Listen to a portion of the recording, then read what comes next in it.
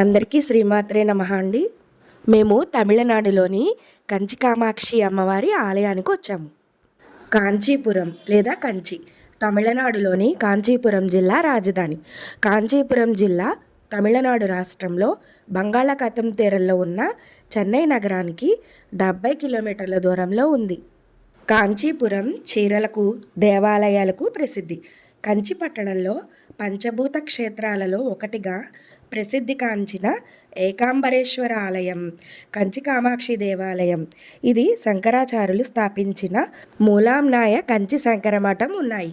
కంచిపట్టు చీరలు దక్షిణ భారతదేశం నుండే కాక ఉత్తర భారతదేశంలో కూడా చాలా ప్రసిద్ధమైనవి. కాంచీపురం జిల్లాలో ఉన్న మహాబలిపురం అనే చారిత్రాత్మక రేవు పట్టణం పల్లవుల శిల్పకళా చాతుర్యానికి ఒక తార్కాణం. ఇంకా కంచి కామాక్షి అమ్మవారి ఆలయ చరిత్రను తెలుసుకుందామా?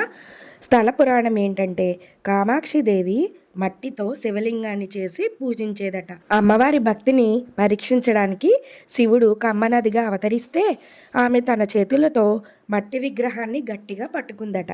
ఇంకా శ్రీచక్ర స్థాపన విషయానికి వస్తే, ఆది శంకరాచార్యులు కామాక్షి అమ్మవారికి కంచిలో శ్రీచక్రాన్ని ప్రతిష్ఠించారు. ఇది ఈ క్షేత్రంలోని ప్రధాన విశేషం. కాంచీపురం కామాక్షి అమ్మవారి దేవాలయం మనకి 18 శక్తిపీఠాల్లో ఒకటి. కాంచీపురం భూమండలానికి నాభిస్థానంగా పరిగణించబడుతుంది. మనకి కామాక్షి అమ్మవారు సుగంధ కుతలాంబ అవతారంలో అమ్మవారు దర్శనమిస్తారు. ఆలయ దర్శన సమయాలు ఉదయం 5:30 గంటల నుండి రాత్రి 8 గంటల వరకు. అమ్మవారికి అభిషేకం చేయించుకోవాలన్నా, ప్రత్యేక పూజలు చేసుకోవాలన్నా ఆలయ వెబ్సైట్లో ఆన్లైన్ బుకింగ్ అందుబాటులో ఉంది. ఆలయ చరిత్ర ఏంటంటే, శివుడిని వివాహం చేసుకోవడానికి కామాక్షి దేవత ఇసుకతో చేసిన శివలింగంతో మామిడి చెట్టు కింద తపస్సు చేయగా శివుడు ఆమె ముందు ప్రత్యక్షమై పార్వతీదేవిక రూపమైన కామాక్షి దేవతను వివాహం చేసుకున్నాడు. ఇది మనకి ఆలయంలో మామిడి చెట్టును మనం చూడొచ్చు. చూడండి, అమ్మవారి గర్భగుడి ఇలా ఉంటుంది. అమ్మవారు మాకైతే చాలా బాగా అద్భుతంగా జరిగింది దర్శనం. అమ్మవారిని అలా చూస్తూ ఉంటే మన కళ్ళు అసలు పక్కకు కూడా వెళ్ళవు. అందులోనూ శుక్రవారం వెళ్ళేవేమో. అమ్మవారికి చక్కగా కుంకుమ నీళ్లతో, పసుపు నీళ్లతో అలా అభిషేకం జరుగుతూ ఉంది. ఇంకా దృశ్యం మా కన్నుల ముందే ఉంది. అలా అమ్మవారి దర్శనం జరిగింది. నేనైతే జీవితంలో అసలు ఆ దృశ్యం నేనైతే మర్చిపోను. చాలా అద్భుతంగా కనిపించింది అమ్మవారు. మనం ఇప్పటి వరకు పగలు చూసాం కదా ఆలయం మొత్తం. రాత్రి చూడండి ఎంత బాగుందో దీపాలతో. అమ్మవారి ఆలయం వెనకాల పుష్కరిణి నది ఉంటుంది. అక్కడైతే ఇంకెంత కాంతివంతంగా ఉందో చూడండి ఆలయం. నేనైతే ఇంకా చుట్టూరా చూస్తూనే ఉన్నాను. చాలా అద్భుతంగా ఉంది.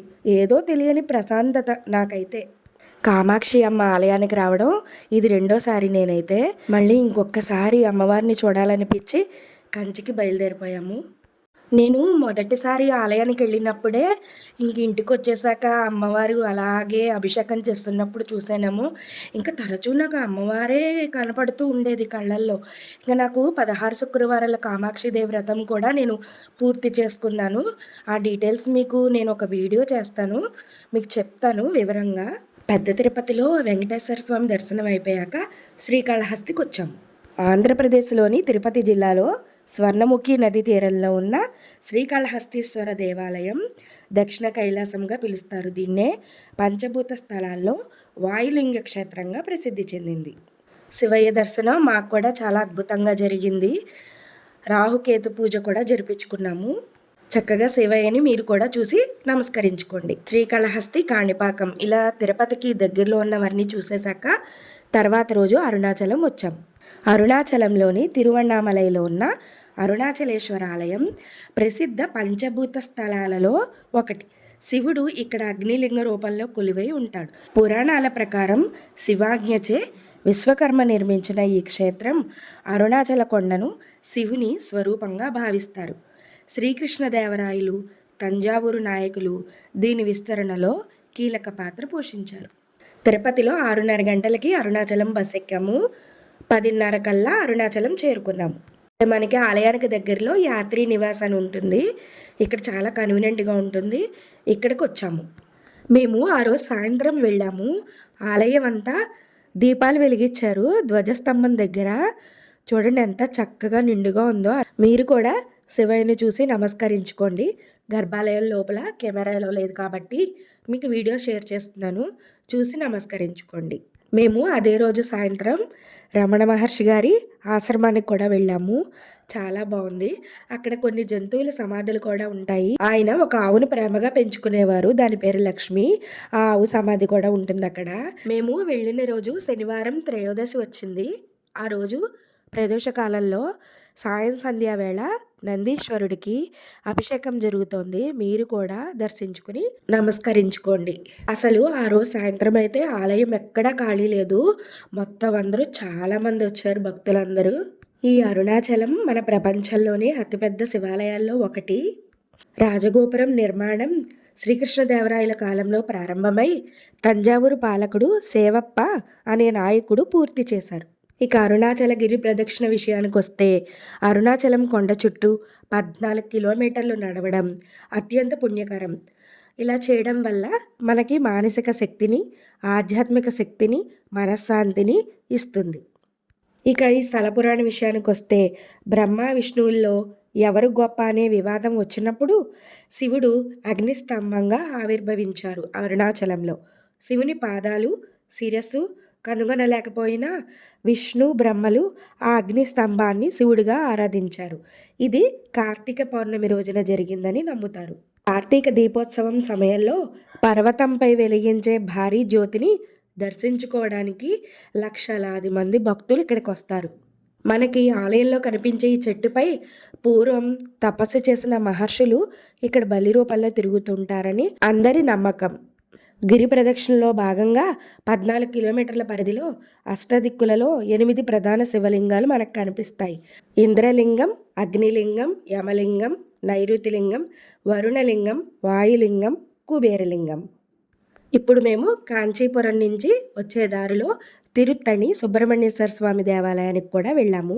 ఈ ఆలయం కూడా ఎత్తైన కొండ ప్రదేశంలోనే ఉంటుంది. ఈ ఆలయానికి కూడా మేము మంగళవారం వెళ్ళడం జరిగింది.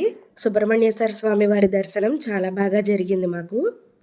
తమిళనాడులోని తిరువళ్ళూరు జిల్లాలో ఉన్న ఈ తిరుత్తణి సుబ్రహ్మణ్యేశ్వర స్వామి వారి ఆలయం మురుగన్ యొక్క 6 పవిత్ర నివాసాల్లో ఒకటిగా ప్రసిద్ధి చెందింది. సూరపద్ముణ్ణి వధించిన తర్వాత సుబ్రహ్మణ్యేశ్వర స్వామి తన కోపాన్ని తగ్గించుకోవడానికి ఇక్కడ శాంత స్వరూపంలో కొలువుదీరాడని పురాణాలు చెబుతున్నాయి. ఇది వల్లీ దేవసేన సమేత సుబ్రహ్మణ్యేశ్వర స్వామి వారి క్షేత్రం. తణికై అంటే శాంతించడం అని అర్థం. దాని పేరు మీదుగా తిరుత్తణి అని పేరు వచ్చింది. కొండ మీద ఉన్న ఈ ఆలయానికి 365 మెట్లున్నాయి. ఇవి సంవత్సరంలోని 365 రోజులకి చిహ్నంగా చెప్తారు. ఇక్కడ స్వామి జ్ఞానశక్తితో ఉంటారు. ఇక్కడ స్వామి తన దేవేరి అయిన వల్లిని వివాహం చేసుకున్న పవిత్ర స్థలం ఇదే అని విశ్వసిస్తారు.